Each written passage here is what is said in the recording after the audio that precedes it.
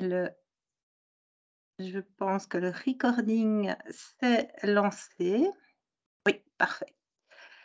Alors, donc bienvenue, dans ce meet-up qui est organisé par le club Power BI, de Bruxelles, mais nous sommes en ligne, donc tout le monde est le bienvenu. Dans lequel Gary va nous proposer une approche multicouche avec les modèles composites. Donc les modèles composites, c'est évidemment un peu une pierre d'achoppement dans pas mal de nos architectures sur Power BI. Donc je suis très curieuse de découvrir ça avec vous et je remercie d'avance Gary qui va pas tarder à se présenter.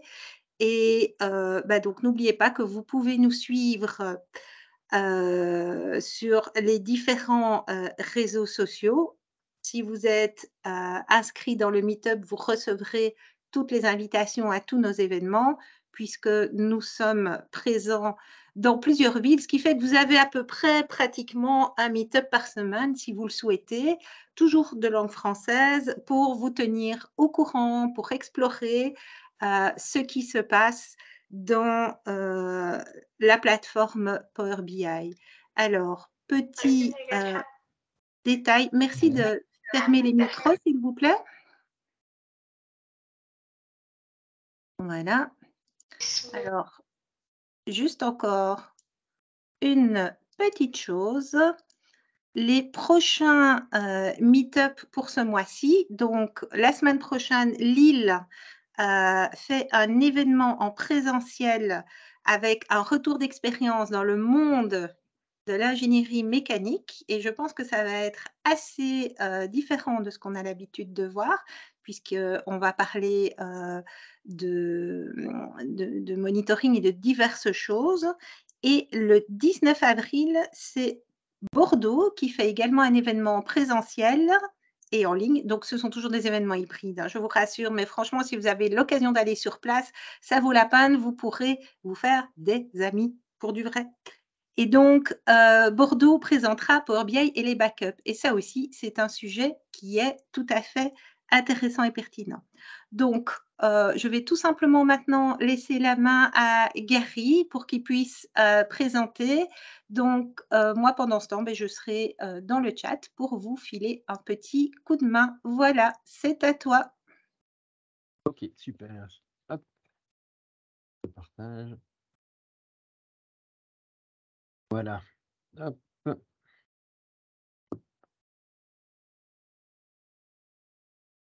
Voilà. Bonjour à tous. Donc merci, au Club Power BI de me donner l'opportunité de parler aujourd'hui de l'approche multicouche avec les composite models. Donc, sous ce nom un peu barbare, on va un petit peu voir ce qui se cache.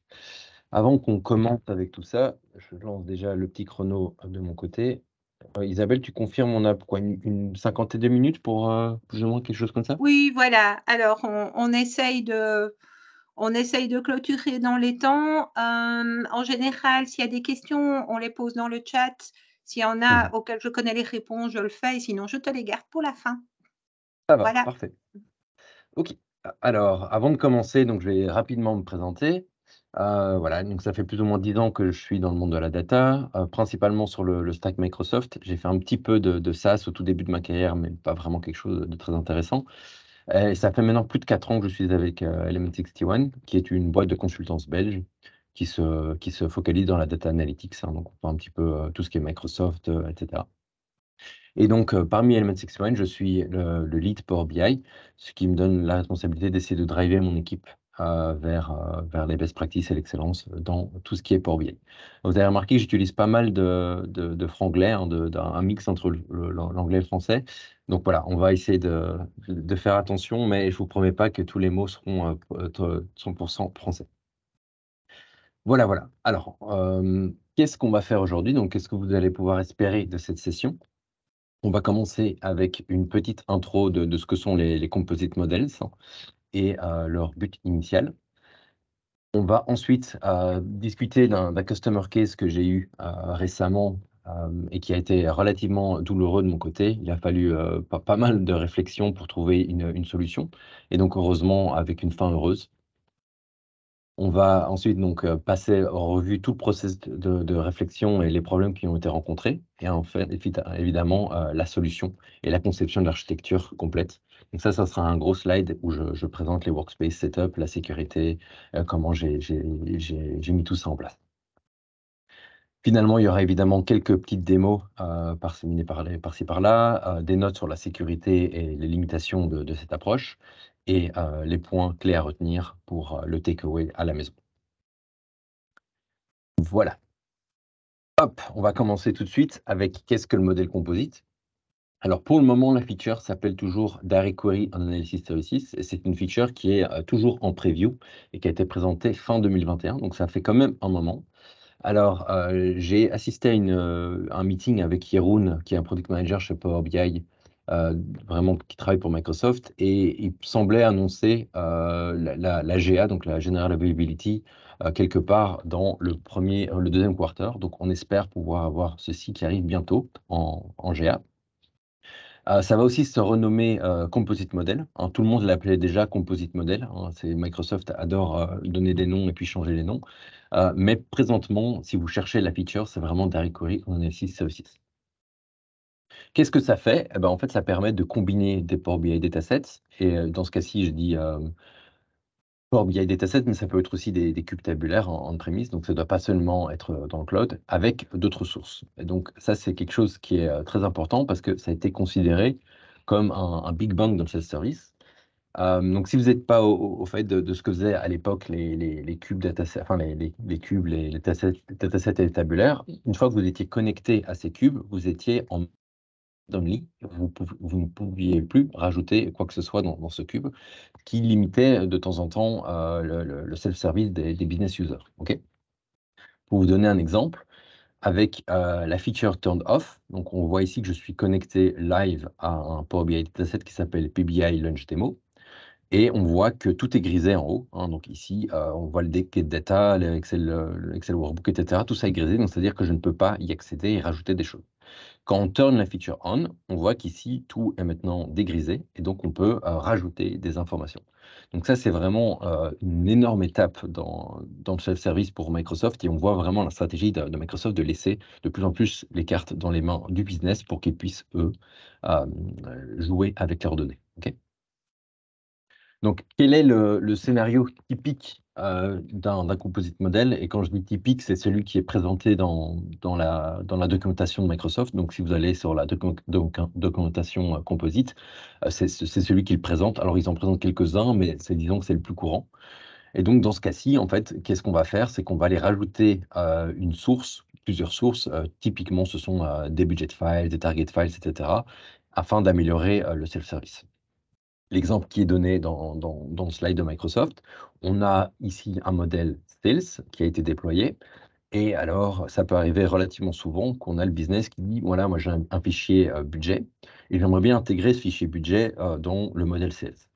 Alors, auparavant, ce qu'il aurait fallu faire, c'est demander à l'IT d'aller intégrer ce fichier budget. Donc, c'est un Excel. Comment est-ce qu'on charge? Est-ce qu'on met dans SharePoint? Est-ce qu'on met dans Data Warehouse? Comment on va rafraîchir tout ça? Et donc, ça pouvait parfois prendre plusieurs mois, plusieurs semaines pour avoir ce fichier budget, qui en plus est un fichier qui peut relativement vite bouger en fonction donc, on peut avoir des fichiers qui ne suivent pas côté IT et qui sont toujours en fait en retard. Avec l'approche composite, maintenant, on peut aller rajouter ce fichier budget directement dans le dataset Sales sans avoir l'intervention de l'IT et ensuite aller le déployer et avoir donc une sorte de composite, hein, voilà, de modèle composite qui nous permet d'avoir ces deux informations ensemble. OK? Et donc ça a été fait indépendamment de l'IT et donc c'est directement le business qui a pu gérer son fichier et peut le gérer au fur et à mesure qu'il le modifie. OK? Donc c'est pour ça qu'on considère que c'est un gros big bang parce que ça permet d'avoir quand même pas mal d'améliorations d'un point de vue pur self-service dans la plateforme Power BI. Voilà. Donc ça, c'était pour tout ce qui est composite et donc son introduction. Et maintenant, je vais vous parler de mon customer, qui est donc un customer SAP, d'accord, et qui devait faire une migration de SAP ECC vers S4HANA, donc une nouvelle version de SAP. Je suis loin d'être un expert SAP, mais ce que j'ai compris, c'est qu'S4HANA, c'est la toute dernière version. Et en même temps qu'ils faisaient cette migration, ils nous ont demandé de créer un data warehouse pour du reporting sur pas mal de composants. Et donc, il y avait les composants CRM, il y avait les composants finance, et il y avait ce qu'on appelle le composant opération dans notre cas, qui en fait comprend le purchasing, les sales, les productions, le stock et ce genre de choses, qui est ensuite lié aux opérations de leur compagnie. Donc, il fallait créer un data warehouse sur ces choses-là et nous avions plusieurs challenges, hein, de checkbox à régler. OK.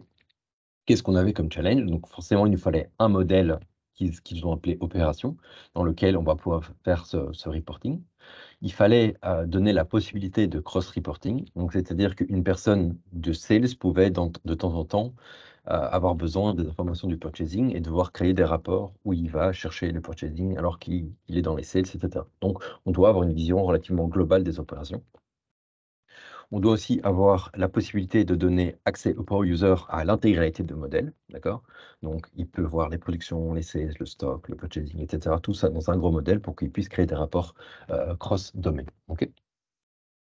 Bien sûr, côté IT, on nous a demandé, s'il vous plaît, essayez de limiter au maximum les data marts afin de ne pas dupliquer les données et de réduire la maintenance. OK.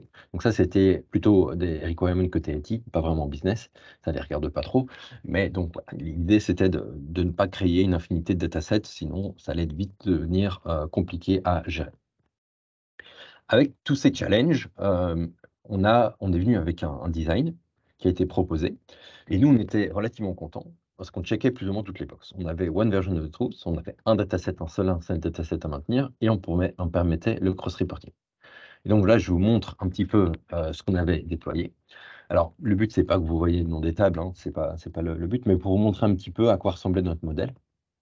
On avait un énorme modèle qui contenait forcément tout le domaine purchasing, prod, etc., avec tous les role-playing dimensions, les customer sold to, les customer ship to, toutes les dates et les dimensions, etc., ce genre de choses.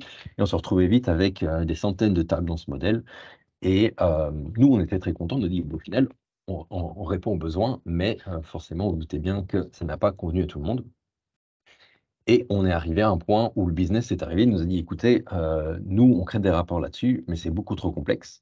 Il y a trop de tables, on ne sait pas lesquelles sont liées à quel fact, et cetera. C'est pas possible de tout comprendre. Il faut simplifier ce modèle, mais on veut, pouvoir maintenir, toutes nos exigences». OK? Donc à ce moment-là, moi j'étais plutôt comme ça. Je me suis dit: «Bon, comment je vais, réussir à accommoder, les exigences tout en permettant donc le cross reporting, mais en simplifiant le modèle?» Donc il fallait que je trouve une solution. OK?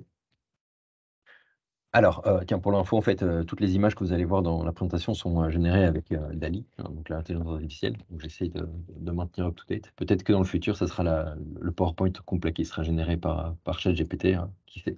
À voir. OK, donc avant que je rentre dans ce que nous avons fait en termes de solutions, je vais d'abord commencer par le setup initial pour vous montrer un petit peu à quoi ça pourrait ressembler, dans votre cas.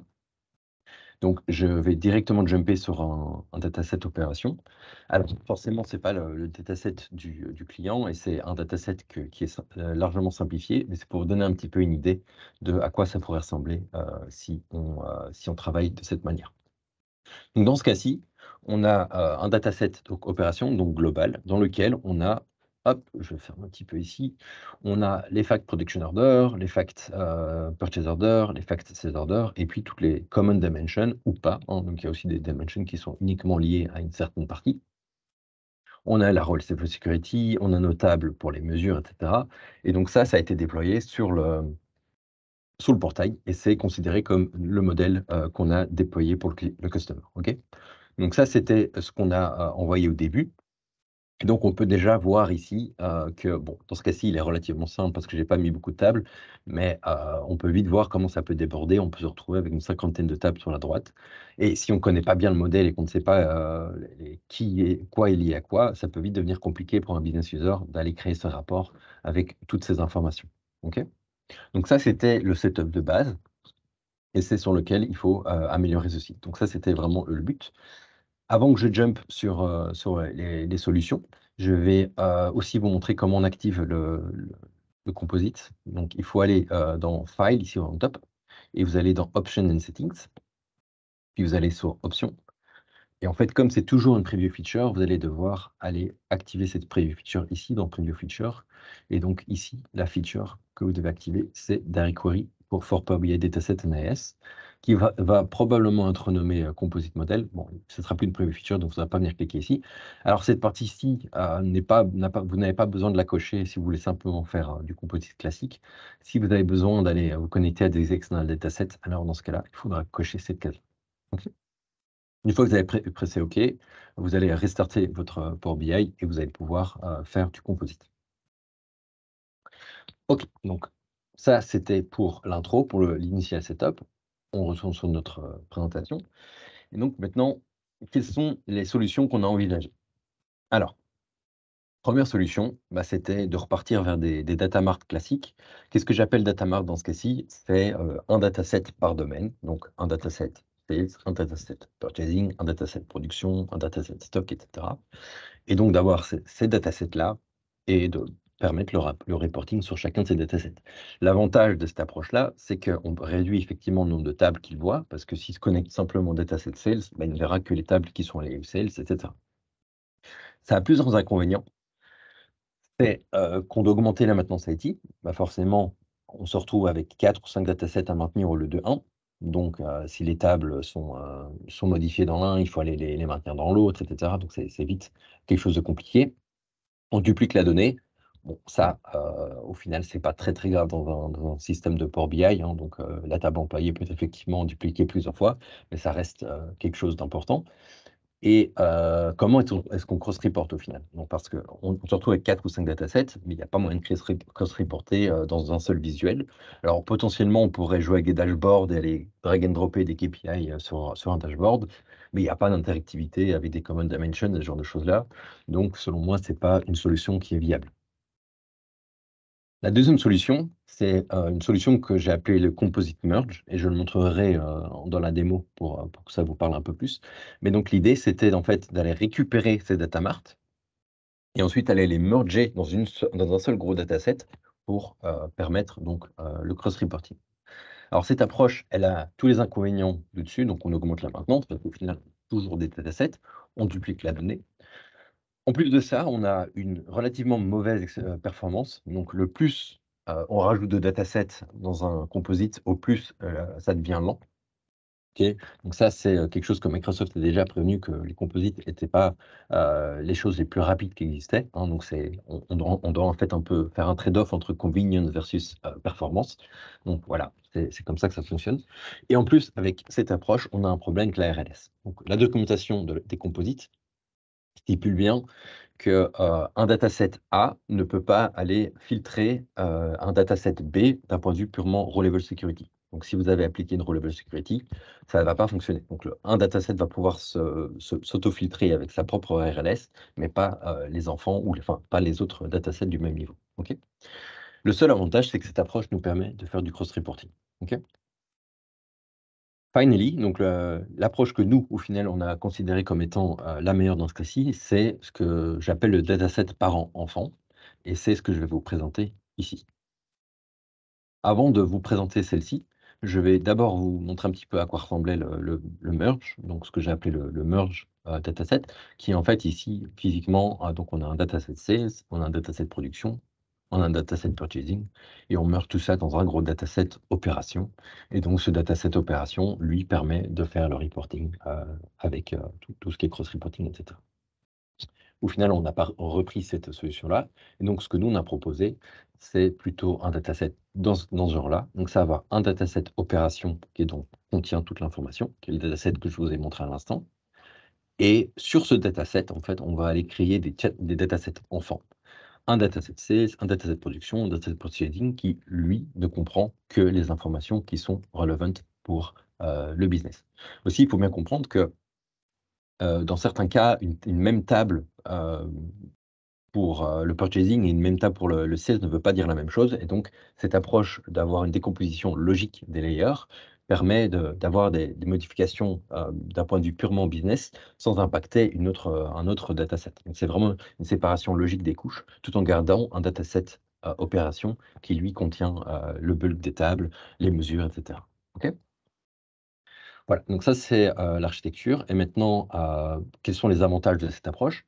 Bah, on se retrouve avec un parent, donc un seul dataset à maintenir, des enfants limités et adaptés. Donc le dataset C, dataset virtualizing, etc. se retrouve avec moins de tables à regarder. Donc ça vous permet d'avoir une interface utilisateur plus agréable pour les gens qui vont créer des rapports.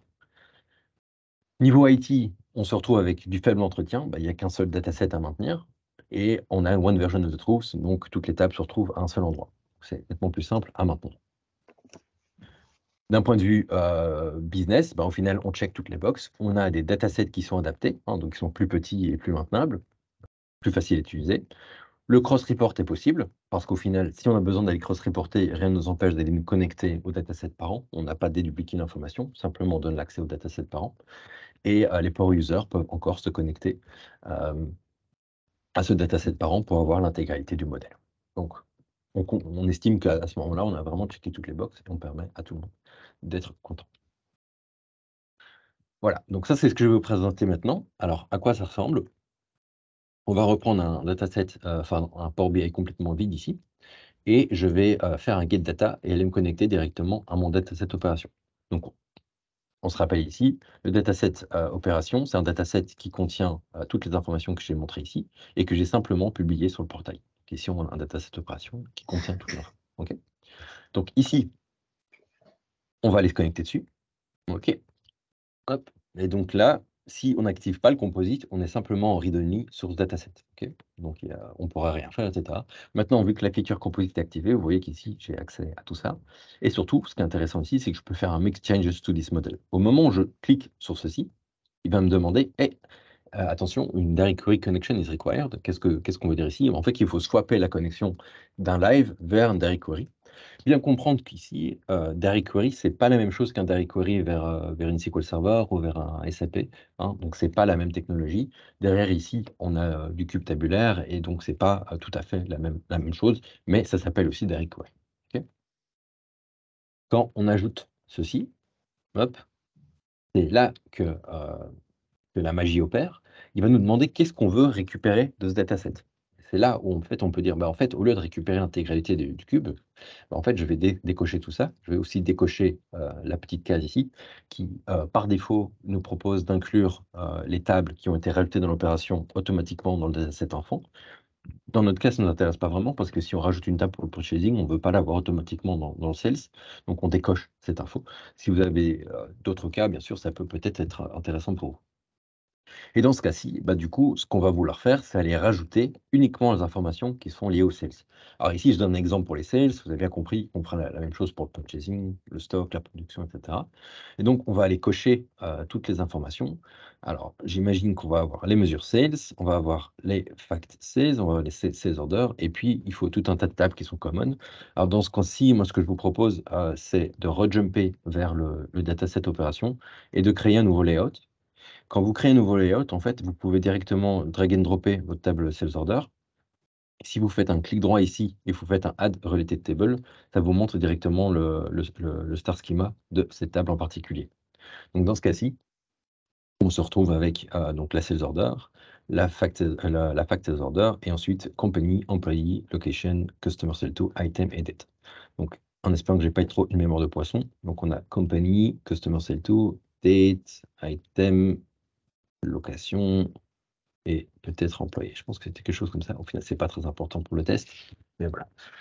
Donc, hop, ce qui va se passer, c'est maintenant on switch en direct query et on se retrouve donc avec un dataset qui est plus petit ici. Hop, boum, on se retrouve avec moins de tables. Et la magie aussi, c'est que tout ce qui est jointure et relationship a été maintenu. Donc, il a bien compris que dans le parent, toutes ces relationships ont déjà été effectuées, ils n'ont pas besoin de le refaire, hein. Et donc, on se retrouve avec quelque chose dans ce sens-ci. OK. Une fois qu'on a fait ça, bon, on est content avec notre dataset, on va sauver ce dataset, on va l'appeler ds_sales, par exemple. Hop, j'en ai déjà un, donc je vais l'appeler test. Voilà. Et on va déployer ceci sur le serveur dans un workspace, selon moi, qui devrait être séparé. Donc ça, c'est une question de gouvernance. Et donc, pour vous donner un exemple, ça donnerait quelque chose dans ce genre-là. Hop, ici, on a un dataset composé de demo sales dans lequel on aura notre dataset sales. Et donc, si on clique ici, on voit bien qu'on a uniquement les informations qui sont liées aux sales. OK. Voilà. Donc ça, c'est l'approche composite. Maintenant, on peut aussi imaginer donc l'approche merge et je vais vous montrer pourquoi on n'a pas considéré que c'était une solution qui était intéressante. Donc dans ce cas-ci, ce que je vais faire, c'est repartir vers un dataset, enfin vers un Power BI vide, juste pour montrer un petit peu à quoi ça ressemblerait et pourquoi, selon moi, ce n'est pas une bonne idée. Dans ce cas-ci, ce que j'ai déjà fait au préalable, et je ne le montre pas dans la démo, mais j'ai déjà créé quelques data marts. Donc j'ai créé un data mart sales, un data mart purchasing, un data mart production. Et je vais simplement me connecter à ces data marts. Ici, donc on a un data mart sales. Hop, on va s'y connecter. Voilà, donc ça, c'est plus ou moins l'équivalent de ce que vous verriez dans mon enfant, sauf que là, c'est directement connecté au SQL Server et pas un dataset par an. Et maintenant, on va aller rajouter un autre dataset. Donc, on reçoit en composite. Il nous prévient qu'on va rentrer en composite. Et ici, on peut tout inclure dans ce cas-ci, parce qu'on n'a pas besoin d'enlever quoi que ce soit, vu que c'est déjà un dataset qui est préfiltré. Hop, on swap et on va aller rajouter purchasing, par exemple. Hop, il faut que je le trouve. Purchasing. Voilà, hop. Rebelote ici, il va nous demander de sélectionner ce qu'on veut récupérer. Dans ce cas-ci, on va récupérer l'intégralité, parce que c'est l'intégralité du dataset. Et hop, on se retrouve ici. Alors, il fait attention, vous êtes en train de croiser des données, peut-être que la personne ne devrait pas avoir ces données. C'est juste un disclaimer de Microsoft. Hop, on se retrouve ici donc maintenant avec les mesures purchasing, les mesures sales, et donc on devrait faire la même chose pour production et pour stock. Je ne vais pas le faire ici. Et donc vous voyez déjà ici qu'en fait, à partir du moment où compagnie qui vient du sales et une table compagnie qui vient du purchasing, Power BI, lui, ne sait pas avoir un merge de ces deux tables et donc va créer une extra table compagnie qui s'appellera la table compagnie 2. Qu'est-ce que ça donne d'un point de vue modeling? On se retrouve avec un dataset qui est en bleu et un autre dataset qui est aussi en bleu. Alors, personnellement, moi, je suis daltonien, donc si Microsoft m'écoute un jour, s'il pouvait changer les couleurs et mettre, au lieu de mettre du bleu et du bleu clair, mettre, je sais pas, une couleur qui est plus visible pour nous. Mais bref, c'est pas très important. Au final, ce qu'on voit, c'est qu'on a pour le moment les deux datasets qui vivent côte à côte. Ok, mais ça ne nous permet pas de faire du cross-reporting. Donc, ce qu'on va devoir faire, au final, aller recoller ces relationships ensemble pour faire des common dimensions.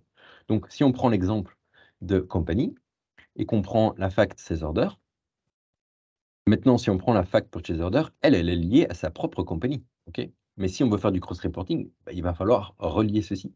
Donc, ce qu'il va falloir faire, c'est aller relier directement la compagnie qui à la compagnie qui, ce qui est techniquement faisable, hein, donc ça, c'est pas un problème. Mais dans ce cas-ci, il ne me propose pas la bonne relationship parce qu'il n'y a pas de données dans ma table. Mais hop, voilà, donc one to many, c'est parfait. Hop, donc c'est faisable, mais il va falloir le faire manuellement pour chacune de vos dimensions, ce qui peut prendre pas mal de temps, et ça a déjà été fait au préalable, donc c'est un petit peu dommage. Au final, vous voyez ici que le petit logo, c'est un petit logo cassé, donc ça veut dire qu'en fait la relationship est active, mais que c'est une relationship composite, donc c'est quelque chose qui n'est pas tout à fait la même chose qu'une relation normale. À partir de là, le cross-reporting est possible. Donc là, vous avez réussi à faire ce que vous voulez, mais l'inconvénient, c'est qu'une fois que vous allez rajouter 3 ou 4 datasets différents, vous allez les faire vivre dans cet écosystème, les performances vont être sacrément amoindries. Donc, ce n'est pas quelque chose que je recommande. En plus de ça, la RLS ne s'applique pas. Donc, ici, si vous vous souvenez, j'avais mentionné qu'on avait une RLS qui est active ici sur la compagnie. Cette RLS compagnie ne va pas aller filtrer la fact purchasing parce que la couleur n'est pas la même. Et donc, du coup, Microsoft ne sait pas gérer ça pour le moment. Peut-être que ça sera changé dans le futur, mais en tout cas, présentement, ça va simplement aller filtrer la fact sales order et pas la fact purchase order. Dans ce cas-là, on rentre dans un problème de sécurité qui rend cette solution complètement obsolète. Elle ne peut pas fonctionner dans notre cas. Voilà. Donc ça explique un petit peu l'approche que j'utilise avec le domaine multicouche. Et voilà. Donc, en termes de prérequis, qu'est-ce qu'il faut faire? Forcément, il faut activer la preview feature. Donc, si vous n'avez pas, ça va pas fonctionner. Il faut avoir un read sur le parent dataset et donc ça, j'ai mis une petite étoile parce que c'est quelque chose qui est, présentement un petit peu, particulier, côté Microsoft. Donc je vous montre un petit peu ce que je veux dire. Donc si vous avez votre, dataset sales, le dataset sales, il est connecté au dataset opération, d'accord? Donc si on donne accès en lecture ou en écriture à ceci en étant, reader ou member ici, bah, cette personne-là, en fait, doit obligatoirement avoir accès au dataset parent, sinon la donnée ne sera pas visible pour lui. Donc, on va devoir aller sur le dataset ici. Donc, soit on va carrément lui donner accès au workspace, soit on va aller sur le dataset en lui-même, aller sur Manage Permission et lui donner read. OK? Pourquoi je dis étoile sur le read? Parce que dans la documentation, pour le moment, c'est read with build. Donc, il faudrait rajouter build ici. Alors, c'est en train de changer. Ils ont déjà enlevé cette nécessité d'avoir un build pour les datasets premium, mais en pro, dépendant un petit peu de votre système et de quel workspace vous êtes connecté d'un point de vue, est-ce que vous êtes sur Western Europe, North Europe, etc. Le build va être nécessaire ou pas. Dans le doute, mettez toujours un build, mais il est possible que quand la feature passe GA, vous allez pouvoir enlever le build et donc simplement vous contenter d'un read ici. Mais en tout cas, n'oubliez pas le read, sinon ça va tout simplement pas fonctionner. OK. Dernière chose pour, les composites, pardon, pour les datasets, premium, donc sur les workspaces avec capacity ou premium per user, n'oubliez pas d'aller activer l'option, direct query sur le dataset et aussi d'activer le XML endpoint. Je sais pas très bien pourquoi il faut activer, le XML endpoint parce que selon moi, c'est pas vraiment tout à fait lié, mais, sans ça, ça ne fonctionne pas. Donc, peut-être que c'est quelque chose qui a été patché entre-temps, mais quand moi j'avais fait mes tests, il fallait, avoir le XML endpoint activé. Voilà. Alors, qu'en est-il de la sécurité? Bon, bah, ce que j'expliquais tout à l'heure, c'est qu'au final, la RLS, elle est appliquée une fois dans le parent. Donc si on reprend mon exemple du dataset, sales ici, donc on a, la RLS qui est appliquée. Alors j'ai pas chargé la table, RLS dans ce cas-ci, donc on la voit pas visible ici. Mais, hem, comme la RLS est appliquée sur le parent, l'enfant est directement, appliqué aussi. Donc il n'y a pas de RLS à maintenir. Vous l'appliquez une fois dans le parent et tous les enfants auront le RLS appliqué automatiquement. Et même si techniquement ce n'est pas de l'OLS, qu'est-ce que j'appelle OLS ici? C'est Object Level Security. On peut, donner des résultats similaires. Donc effectivement, vu qu'on peut donner simplement read access au dataset parent, on pourrait imaginer de donner un read with build au member sur le dataset cell, sans donner accès, en read with build ou autre chose, aux parents. Et donc on peut en fait donner une section logique de ce rapport, à quelqu'un, enfin de ce dataset pour qu'il puisse créer ses propres rapports sur un subset des données. OK? Alors, il n'y a pas vraiment de raison d'utiliser cette façon-là de faire pour faire de l'OLS. Utilisez l'OLS traditionnel pour faire ça si vous voulez, mais au moins techniquement, sachez que c'est aussi possible. Voilà. Alors là, on rentre dans le vif du sujet, donc la stratégie finale des workspaces. Donc soyez un petit peu attentifs parce que celui-ci, il est compliqué. Enfin, compliqué, tout est relatif, mais voilà, il y a pas mal de choses. Donc ce que j'ai proposé ici, c'est d'avoir, un workspace, enterprise. Dans ce cas-ci, on se retrouve avec, l'Operation Dataset, hein, qui est donc le Fully, Governed IT, Enterprise Dataset Model. Donc c'est-à-dire que nous, on considère que celui-ci, il est maintenu par l'IT. OK? Donc l'IT le gère, l'IT rajoute les tables, l'IT rajoute les mesures, l'IT se prend en charge le rafraîchissement et cetera et le business n'y a pas accès. Ou alors il y a accès simplement en read with build pour pouvoir faire des interactions au niveau des rapports. OK? Toujours, on travaille des AD groupes. Et ce qu'on a mis ici en termes d'AD group, on a, l'enterprise administrator, donc ça, c'est la personne qui va gérer le workspace. Les enterprise reader with build, typiquement, ce seront nos power users, hein, qui vont aller se connecter soit via Power BI Desktop ou via Analyse in Excel à ce gros dataset pour aller faire du cross reporting et ce genre de choses. Et bien sûr, on aura nos organizational readers et donc ça, c'est, la partie suivante. C'est donc chacun des, workspaces, des domaines auront leur propre workspace. Donc c'est-à-dire qu'on aura un workspace sales, on aura un workspace purchasing, un, production et un stock dans ce cas-ci. Et donc ce workspace contiendra donc cet enfant, qui est en fait un virtual dataset, hein, parce qu'il ne contient pas de données, à part juste le metadata qu'il va récupérer de son parent. Et dans ce workspace, on va aller donc déployer les rapports sales, les rapports purchasing, et cetera, en fonction du domaine dans lequel on est.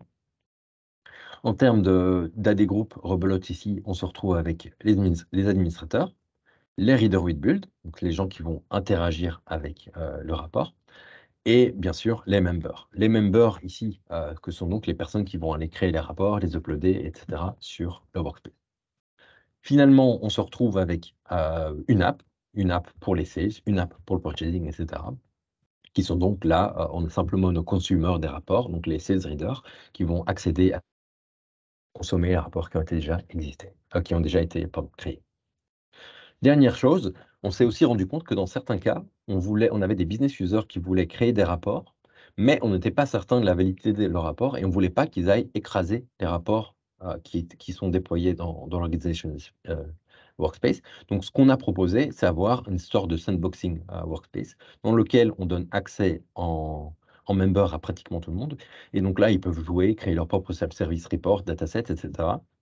Et une fois qu'ils ont été validés par ce qu'on considère comme nos data governors ou data champions, etc., ce sont des personnes qui vont aller dire, OK, ce rapport, maintenant, on considère comme valide pour aller le déplacer, et alors on va aller le copier directement dans l'Organization Workspace pour être considéré comme un promoted dataset, un promoted report dans ce cas-ci.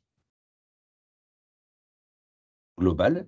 Et c'est une architecture qui, selon moi, permet de checker pratiquement toutes les boxes en termes de besoins d'un point de vue IT et d'un point de vue business. On donne accès au business à pas mal de choses.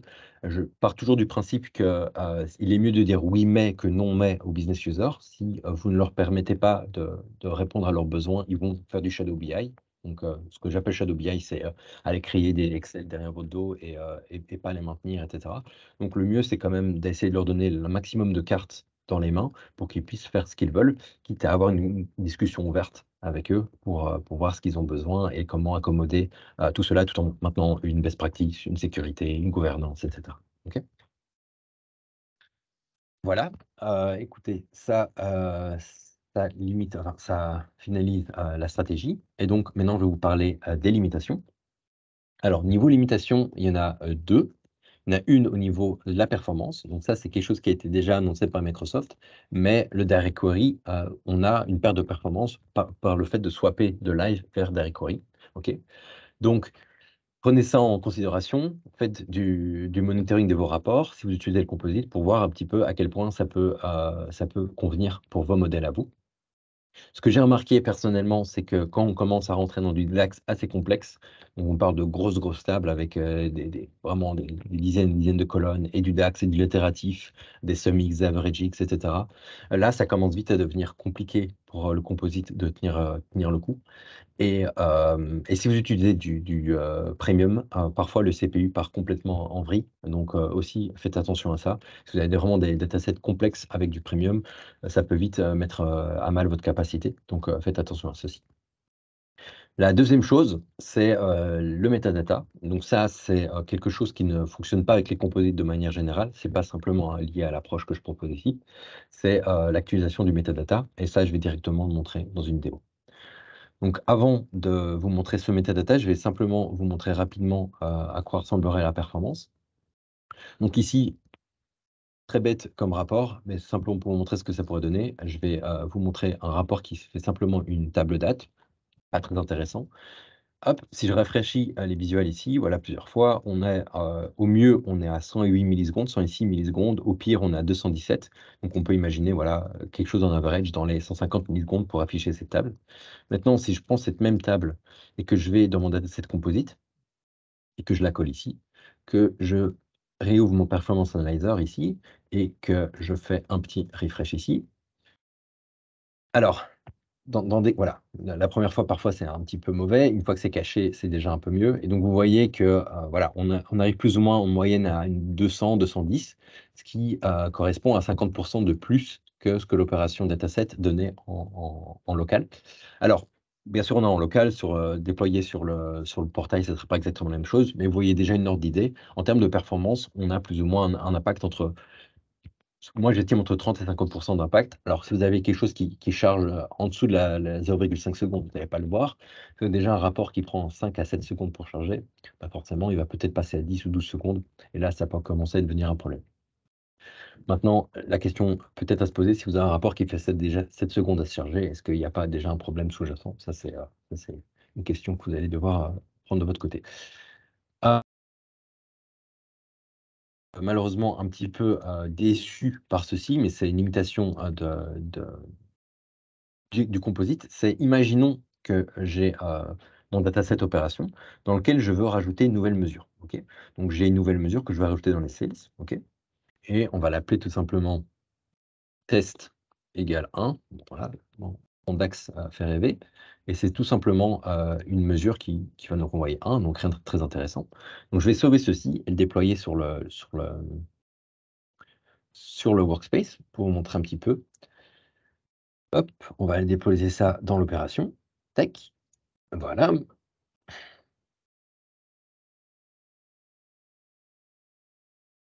Parfait. Hop, donc on se retrouve ici dans mon workspace opération. Et bien apparu dans... Voilà, on a bien notre mesure sales. Alors moi, ce que je m'attendais à avoir, c'est dans mon dataset set ici, c'est cette mesure sales apparaît. OK? Mais vous voyez que, pardon, cette mesure test apparaît, mais vous voyez qu'elle n'apparaît pas. Et même si on fait un petit coup de refresh ici, hein, hop, même si d'un point de vue purement logique, il y a rien qui se fait au niveau du refresh, hein, parce qu'il n'y a pas de données qui transitent ici, on fait simplement des query. Mais je m'attendais à ce qu'on puisse directement voir l'impact de cette mesure qui allait apparaître ici. Et vous voyez que ce n'est pas le cas. Et en fait, pourquoi? En fait, il va falloir faire cette opération manuelle d'aller downloader le dataset. Alors dans ce cas-ci, j'ai déjà un dataset ici. Et d'aller faire manuellement, ici appuyer sur le bouton refresh, pour aller en fait rafraîchir le metadata. Donc on va relancer un refresh statement d'un point de vue purement metadata pour que cette mesure apparaisse ici. À partir de là, il faut redéployer votre dataset et alors là, votre mesure apparaîtra directement dans votre dataset ici. Donc je ne vais pas le faire ici pour le besoin de la démo, mais vous voyez le principe, et hop, elle apparaîtrait directement ici. Donc c'est un peu dommage parce qu'au final, si vous allez créer des mesures dans le parent, il va falloir quand même aller les maintenir dans l'enfant pour qu'elles apparaissent. Ça reste quand même un avantage de pouvoir tout maintenir dans le parent parce qu'au moins au niveau DAX, il ne faut pas les coller des DAX dans plusieurs datasets ou changer des mesures, etc. Donc là, simplement un seul endroit où le maintenir et simplement plusieurs endroits où le rafraîchir. Ok, donc la one version of the truth reste quelque chose de correct. Maintenant, simplement, il va falloir un petit peu chipoter avec le refresh statement ici. Ok, voilà. On arrive sur la conclusion. Donc, les points clés à retenir selon moi. Cette approche permet donc d'avoir une solution pour diviser vos datasets logiquement tout en conservant la one single version of the truth. Donc, dans ce dataset-ci, je n'ai pas été super loin dans les exemples, mais on peut imaginer plein de cas où on a des mêmes tables, on a des mêmes concepts qui sont différents d'un business à l'autre entre le purchasing et le sales. Donc, la même table pourrait alors être renommée. Donc, on a vraiment cette couche logique qui va être prise en compte ici. Et donc, on peut avoir vraiment des concepts qui sont utilisés dans des datasets virtuels sans alors devoir dupliquer cette information dans des datasets physiques. Ok. Cela permet au final d'avoir une expérience UX plus facile pour les créateurs de rapports. Donc au final, pour le rapport, les consommateurs de rapports, il n'y aura pas d'impact. Ces personnes-là ne verront que l'app. Donc pour eux, ça ne change rien, c'est complètement transparent. Mais par contre, les personnes qui vont créer le rapport, elles vont pouvoir accéder à des datasets qui sont plus petits, plus faciles à maintenir et plus faciles à... De manière générale, je pense que ça, c'est pas vraiment lié à cette présentation, mais une bonne gouvernance des workspaces répond à la plupart des scénarios. Donc, ça, c'est quelque chose d'important. Je pense que si vous avez des datasets et des workspaces qui sont bien séparés, avec des sécurités qui sont bien appliquées, des members, des readers with build, des readers, des admins, etc., vous allez pouvoir répondre à la plupart des scénarios du type opération avec des domaines sous-jacents, etc. Cette approche n'est pas la panacée, hein. Ça ne résoudra pas tous vos problèmes. Donc ne jumpez pas sur un composite dès que vous avez quelque chose qui est un petit peu challenging, parce que niveau performance et ce genre de choses, c'est pas exactement la même chose. Donc si vous avez déjà des problèmes de performance, c'est certainement pas le composite qui va vous sortir du pétrin, hein. Donc n'espérez pas pouvoir gérer vos problèmes de datasets qui sont trop gros avec du composite. Ok. Voilà, donc forcément, comme je disais, les performances doivent être surveillées, veillez à ce que de votre côté, tout fonctionne bien. Alors ça conclut, la présentation. Alors, comme j'ai déjà donné cette présentation plusieurs fois, je prends les devants et je vous parle un petit peu de ce qui est perspective. Donc j'ai eu, la question il y a plusieurs semaines. En fait, on m'a dit: «Gary, pourquoi tu n'utilises pas les perspectives pour faire ce que tu fais?» Et alors, selon moi, les perspectives à l'heure d'aujourd'hui, en fait, ne permettent pas d'appliquer, hein, cette couche logique. Les perspectives, elles nous permettent de faire certaines choses, mais pour moi, il y a pas mal de limitations. Donc, si on utilise les perspectives comme elles le sont, et donc pour les gens qui ne sont pas au courant de comment on crée une perspective, si on va dans les external tools et qu'on ouvre, le dataset, alors vous vérifier que je suis bien sur le bon, ouais, je suis bien sur le bon. On ouvre avec Tabular Editor, on peut créer des perspectives. Alors pourquoi il faut utiliser Tabular Editor? Parce qu'en fait, c'est une fonction qui était utilisée sur les tabulars on-premise et qui n'a pas été transposée dans Power BI Desktop. Mais en fait, on peut créer des couches logiques. Qu'est-ce que sont ces couches logiques? En fait, on peut dire, bah voilà, dans la perspective sales, on va cacher la table fact, purchasing, etc. Et une fois qu'on a créé ces perspectives, en fait, on peut les appliquer à des pages. Une fois qu'on a fait ça, la seule chose qu'on peut faire, c'est sur le portail, et je pense que je l'ai montré ici, on peut, lorsqu'on interagit avec un personnage visuel, on va pouvoir donner une perspective et dire: «Bon voilà, montre-moi uniquement les tables qui sont liées aux sales». Mais selon moi, ça n'a pas vraiment de sens parce que bon, personnel visuel, c'est bien, mais pas tout le monde utilise des personnages visuels. Donc pour moi, ça répond pas du tout aux besoins où on a besoin d'avoir des rapports qui sont plus petits, au niveau de la création. Et là, c'est simplement une interaction avec les personnages visuels. L'autre interaction, c'est, si vous utilisez, Excel, donc si vous jumpez sur ici, vous faites un analyse in Excel ici. Vous allez créer directement, j'aurais peut-être pu ouvrir avec Excel directement le first dataset. Bon, je ne veux pas l'ouvrir avec le web, pas du tout. Hop, si on fait un data, get data from Power Platform, dataset, ouais, voilà. Si on se connecte ici à mon dataset opération, hop, dataset opération, pas l'autre, je ne sais pas.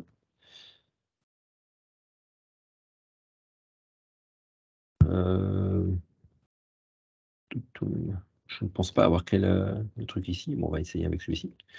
Hop.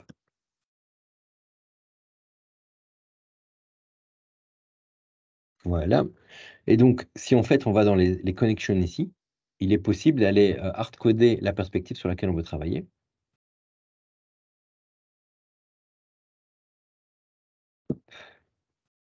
Hop, ici.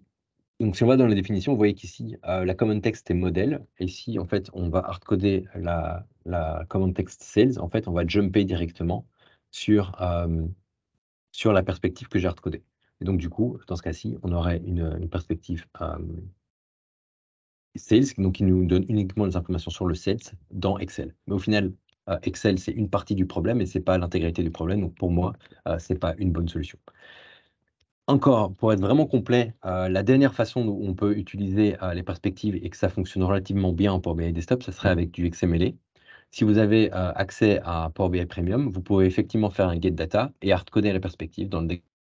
Donc vous permettrez aux personnes d'accéder à des datasets qui sont, entre guillemets, «filtrés» sur ce qu'ils veulent voir, mais ça reste une opération manuelle et donc selon moi, c'est pas, une opération qui est viable pour faire ça. Et finalement, en fin de compte, c'est pas une solution qui est appropriée pour les créateurs de rapports pro parce qu'ils n'ont pas accès, au XML endpoint. Voilà, ça conclut, donc je propose de passer aux questions, peut-être, Isabelle, si tu Oui. envoies dans le chat? Ouais, je t'écoute. Alors, super déjà, merci. N'hésitez pas à mettre des questions dans le chat. Donc effectivement, comme tu peux t'en douter, bah, la première chose sur laquelle on a un peu discuté, bah, c'était les perspectives Mmh. et bah, bien vu, hein, puisque tu y as déjà, répondu. Mmh. Donc voilà. Alors,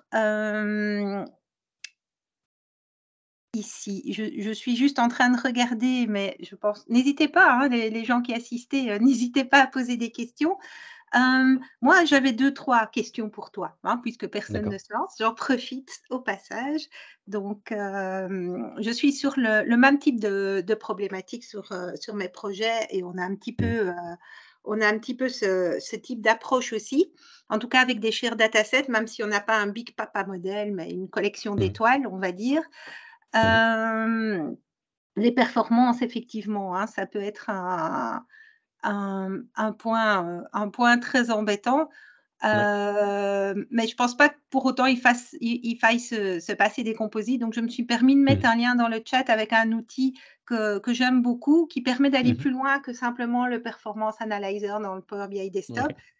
Et en fait, moi je dis toujours que la créativité naît de la contrainte. C'est-à-dire que quand on travaille avec les données, on est censé être propre et faire des choses qui sont efficaces.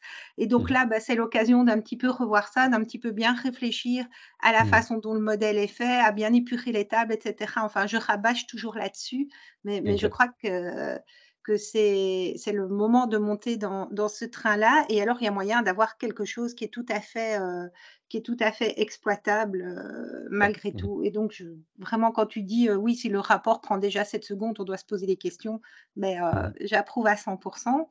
Concernant les métadonnées, je me posais la question, puisque tu peux générer des scripts, avec Mmh. Tabular Editor, s'il y aurait pas moyen de faire cascader quelque chose et donc justement de tacler ton histoire de métadonnées? Écoute, j'ai pas mal investigué, enfin pas mal, Mmh mh. j'ai investigué le truc et il me semble qu'avec, le power enfin le TSML command, ça sera pas facile. Maintenant, je sais pas si tu as vu l'annonce qui était annoncée en preview, c'est le TDML ou, j'ai oublié le nom. Je sais pas si tu as vu cette news qui est arrivée Mmh. récemment. En fait, ils ont sorti un nouveau langage, qui permet en fait, quand on sauve, un modèle en point BIM, au lieu d'avoir, un point BIM avec un énorme JSON qui contient l'intégralité des tables, on peut maintenant avoir, un mini JSON pour chacun, des Mmh. composants. Mmh. Et donc en fait, à partir de là, selon moi, on va pouvoir d'ailleurs, ils l'ont déjà fait, hein, dans des tests, ils ont fait du CI/CD avec du Power BI. Donc pour moi, ça, c'est un énorme changement. Et donc à partir du moment où on peut faire du CI/CD, est-ce qu'il n'y aurait pas moyen d'aller déployer, ces changements de manière automatisée avec Tabular J'imagine. Editor et du CI/CD? Voilà. Mmh. Donc ça, c'est Ah, il y a moi, d'autres j'ai pas questions grand qui chose à arrivent. rajouter. Je vois d'autres questions qui arrivent. Alors, Mmh mh. on demande si, cette solution bloquerait, l'utilisation des pipelines de déploiement et du coup du backup, le fait d'utiliser ça. Est-ce qu'elle bloquerait quoi exactement? Je t'ai pas entendu L sur la fin. Ah pardon, les pipelines pour le déploiement. Les deployment pipelines en elles-mêmes ne vont pas être bloquées par ça, donc elles vont toujours fonctionner. Donc le parent, lui, sera maintenu et les enfants, eux, ne sont pas de il y aura pas de souci au niveau de la maintenance des deployment pipelines. Mmh. Alors il y a aussi quelqu'un qui pose la question, est-ce qu'un véritable Power BI data mart et non pas, un dataset pair avec des data martis répondrait aussi à la problématique? Donc en gros, tu créerais l'équivalent de ton papa dans un data mart. Hem, alors, pour moi, c'est un petit peu ambigu, à quoi sert Datamart. Parce que personnellement, moi j'ai la casquette de data engineer, OK?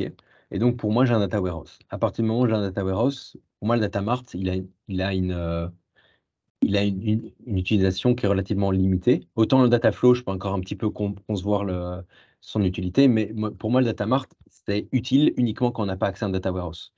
Donc je vois pas très bien dans le cas où on irait utiliser un data mart si on a accès à un data warehouse. Peut-être Isabelle que toi tu as une autre opinion, à propos des data mart, mais selon moi, j'aurais Mmh. fait cette approche, directement, dans mon dataset.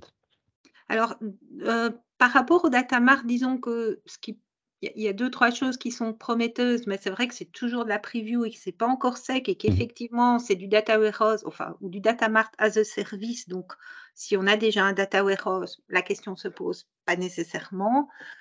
Ce qui est intéressant, les data mart par rapport au data flow, c'est que tu peux mettre du RLS, Mmh. effectivement, et tu peux aussi donner accès aux gens en mode exploratoire sans passer nécessairement par ton modèle, sémantique. Mmh. Donc voilà. Et j'imagine Didier, parce que je vois que c'est, un Didier qui a posé la question, que du coup, en fait, le dataset pair serait le dataset par défaut de ce datamart, en l'occurrence. Mmh. C'est comme ça que je le vois, effectivement. Donc, ouais, je sais pas, il faut explorer. Faut Mais explorer, c'est ouais. franchement, je m'appuierai pas pour l'instant, moi, je j'utilise pas encore de datamart en production. Je sais pas s'il y a déjà des gens qui le font, mais, je crois qu'on n'est pas encore, sur quelque chose d'assez robuste, bah, comme Non. Thomas le signale dans le chat, que pour pouvoir s'appuyer solidement, là-dessus. Donc, voilà. Est-ce que nous avons encore, d'autres questions? Bah, oui, il est pas en GA, effectivement. Il n'est pas en GA. D'autres questions? Sinon, j'aimerais souligner la clarté de tes slides, c'est un vrai plaisir de les Ah, voir. super, Donc, merci. j'aime beaucoup et aussi ton slide organisationnel sur les workspaces, je veux dire, j'en ai déjà fait quelques-uns, mais franchement, très chouette, très C'est chouette. gentil, merci. Il y a plus de questions, il y a un dernier point, que j'ai un petit peu pêché de mon côté aussi. Donc c'était faire exactement la même chose avec, de l'OLS. Donc Object Level Security, donc si on utilise la OLS classique avec, des tables qui se connectent, faire ceci n'est pas possible. Maintenant, si on utilise l'OLS avec des lookups, il est possible de créer, une OLS qui va fonctionner, qui va nous permettre d'avoir la même chose. Donc c'est-à-dire qu'avoir, plusieurs rôles, hein. On aurait un rôle sales, un rôle purchasing et donc on peut faire un combo de tout ça ensemble. Donc au final, si c'est purement de faire de la décomposition de modèles en OLS, c'est techniquement possible de le faire. La valeur ajoutée de le faire avec, les composites, ça serait, d'avoir vraiment cette couche logique où on peut aller renommer des tables, rajouter des choses et cetera. Magnifique, merci beaucoup. Bah, je pense qu'on arrive tout doucement à la fin. C'est là qu'on voit qu'en Belgique, nous sommes concis et précis dans nos présentations, donc c'est super. Je ne sais pas, tu as mis le lien vers, ton contact, LinkedIn ou Ouais, ton blog ou je ton Twitter, si les gens veulent te contacter? j'enverrai la présentation et donc tout est dedans. Ça va? Magnifique, super. Bah, de toute façon, cette présentation sera publiée, sur YouTube. Comme d'habitude, je vais arrêter le record et si certains ici